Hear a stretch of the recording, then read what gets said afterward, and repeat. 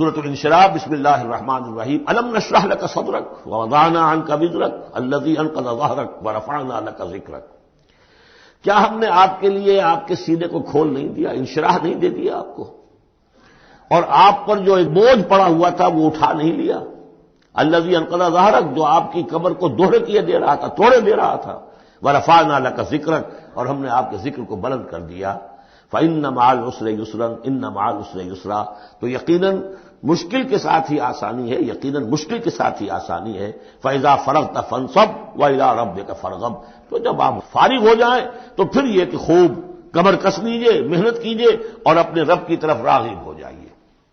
یہ مشکلات القرآن میں سے ہے. عام طور پر سمجھتے ہیں لوگ کہ جو مشقتیں تھیں دعوت و تبلیغ میں، اور جو آپ کے اوپر جو لوگ فکرے چست کر رہے تھے اس کی وجہ سے آپ کو یہ رنج ہو رہا تھا. تو یہاں اصل میں یہ بات نہیں ہے، وہ بھی ہے اپنی جگہ پر. حقیقت میں بات کون سی ہے؟ اور کیونکہ یہ بھی معلوم ہے کہ یہ بالکل ابتدائی زمانے کی صورتیں ہیں، لہذا اس دور میں تو ابھی اس طریقے کا جو ہے کوئی بہت زیادہ پرسیکیوشن بھی نہیں تھی، بہت زیادہ مخالفت بھی نہیں تھی. اس سے کہیں زیادہ بڑے مراحل سے آپ کو گزرنا پڑا ہے. 3 سال کی جو بھی شیب بنی ہاشم کی قید ہے وہ بات کی بات ہے. جو یوم طائف آ رہا ہے وہ اس کے بہت بعد کی بات ہے. یوم احد بہت بعد میں آ رہا ہے. یہ اصل میں کیا ہے؟ جس شخص کو اللہ تعالیٰ نبوت دیتا ہے اس کی سب سے زیادہ جو خواہش ہوتی ہے وہ اللہ کے ساتھ لو لگا کر بیٹھا رہے. اور رسالت کا فریضہ ایسا ہے کہ جاؤ خلق خدا کو ہدایت کا راستہ دکھاؤ. اب کہاں وہ کیفیت؟ دن ڈھونڈتا ہے پھر وہی فرصت کے رات دن بیٹھے رہے تصور جانا کیے ہوئے. کہاں اللہ کی طرف رخ کر کے اللہ کا بندہ کھڑا ہے رات کے وقت. کیا اس کی کیفیت ہے، اس کے قلب کی، اس کی روح کی؟ کیا انشراح ہے، کیا انبساط ہے؟ کن بلندیوں پر اس وقت وہ ہے، کس روحانی وسعتوں کے اندر جو ہے وہ اس وقت تیراکی کر رہا ہے. اور کب جا رہے کسی نے کہہ دیا پاگل ہے، کسی نے کہہ دیا کہ یہ تو مجنون ہے. دیکھو ذرا یہی شخص ہے جو کہتا ہے آپ کے معبودوں کو کہ یہ غلط ہے. اب اس کا ایک تکدر ہو رہا ہے دل کے اوپر. کہاں وہ کیفیت؟ علامہ اقبال نے اسے لکھا ہے، 4th لیکچر ہے ان کا جو خطبات میں سے. شیخ عبد القدوس گنگوہی رحمۃ اللہ علیہ کا قول دیا ہے. وہ کہیں کسی کیفیت میں بیٹھے ہوئے تھے اسی طرح مراقبے میں، اچانک اقامت کی آواز آ گئی. اب جماعت کھڑی ہو رہی تو وہ آ رہا کھڑا ہونا ہے، تو نماز میں تو جانا ہے. تو کہا کیا؟ جھنجھلا کر کہا، حضوری سے نکال کر دربانی میں کھڑا کر دیا. اس وقت جس مراقبے کی کیفیت میں تھا وہ تو حضوری کی کیفیت مجھے حاصل تھی. اب میں دربانی میں آ گیا ہوں یہاں پر. نماز تو آپ پڑھیں گے تو امام کے پیچھے پڑھیں گے. اس نے کہا اللہ اکبر تو کرنا ہی ہے رکوع، چاہے ابھی آپ کے دل چاہ رہا ہے اور قرآن پڑھا جائے تو کیسے ہوگا؟ تو اس کا حکم ماننا آپ نے. آپ چاہ رہے ہیں سجدے میں پڑے رہے ابھی سر نہ اٹھائیں، لیکن وہ تو کہے گا اللہ اکبر، تو وہ سر آپ نے اٹھانا ہی ہے. تو وہ ایک اور نظام ہے، وہ نظام باجماعت ہے. اس سے ایک جماعت کی تشکیل جو ہے وہ مطلوب ہے، اور ایک ہے انسان کا اپنا روحانی ترفع، اس کے کچھ اور تقاضے ہوتے ہیں. تو جیسے حضرت موسیٰ سے کہا گیا ہر دفعہ آپ نے دیکھا اذهب الى فرعون انه طغى، اور وہ اگر وہیں پر رہتے ڈیرا لگا دیتے، ہر وقت گفتگو ہو رہی ہے، مخاطبہ مکالمہ مل رہا ہے، تو جو لذت اس میں تھی اس کے اندر جو ہے وہ جو مشقت ہے وہ یہ تھی. رفتہ رفتہ پھر آپ کا مزاج اس کا خوگر ہوا ہے. اور پھر یہ کہ جب اللہ تعالیٰ نے اس میں بہت سے لوگوں کو بھی شامل کر دیا، پھر وہ جو تسکین پیدا ہوئی کہ ایک شخص وہ ہوتا ہے جو اکیلا. اس کو مولانا روم نے بڑی خوبصورتی سے وضاحت سے، اگرچہ وقت کا مجھے احساس ہو رہا ہے کہ وہ تو گھنٹہ پورا ہو رہا ہے اور ہم نے تو ابھی یہ 4 صورتیں ختم نہیں کی، کہ یہ بارش کا ایک بتایا ہے مثال کہ بارش میں ایک مرحلہ ہوتا ہے کہ سمندر سے بخارات اوپر جا رہے ہیں، نہایت صاف شفاف، اس میں تو کوئی قدورت نہیں ہوتی، وہ تو ڈسٹلڈ واٹر جا رہا ہے. وہ اوپر گیا، پھر وہ گیا، اس نے بارش کی شکل اختیار کی. جب بارش کو بن کر وہ گرا ہے تو اس نے اب فضا کو بھی دھو دیا، تو فضا کی قدورت اپنے اندر لی نا.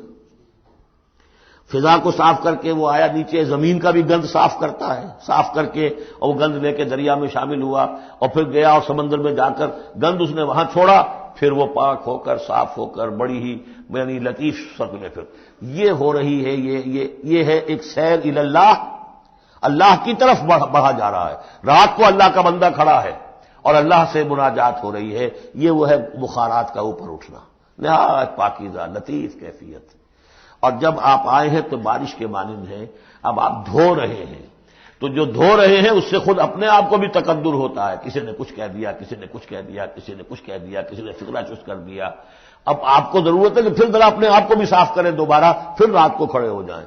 سیر اللہ، سیر فی اللہ، سیر عن اللہ الی اللہ، یہ جو ہے جو تبلیغ کا اور فریضہ رسالت ہے، یہ بھی سیر الی اللہ ہے نتیجے کے اعتبار سے، لیکن اس وقت عن اللہ ہے، اللہ کی طرف تو پشت ہو گئی. اب دیکھیے جب آپ نماز میں کھڑے ہیں تو رخ کدھر ہے؟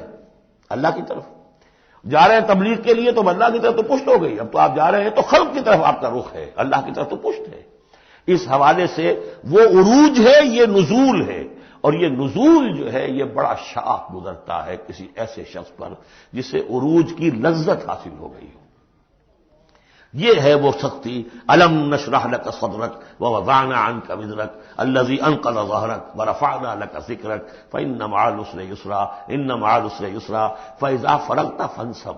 اے نبی وہ وقت آ جائے گا آپ اپنے اس فرض منصبی سے جب فارغ ہو جائیں گے، جب اللہ کا دین غالب آ جائے گا، پھر آپ یکسو ہو کر وہ جو آخر میں آیا اذا جاء نصر اللہ والفتح ورأيت الناس يدخلون في دين الله افواجا فسبح بحمد ربك واستغفر انه كان توابا، پھر آپ ہمہ وقت اسی کام میں لگ جائیے. اور اسی لیے حضور نے اس وقت آخری فیصلہ کیا اللہم فی الرفیق الاعلی. بس اب میں فارغ ہوا اور اب میں مزید تاخیر نہیں چاہتا. حالانکہ نبیوں کو یہ آپشن ملتا ہے، اگر آپ ابھی چاہیں تو اور رہ سکتے ہیں دنیا میں، یہ آپشن ملا ہے.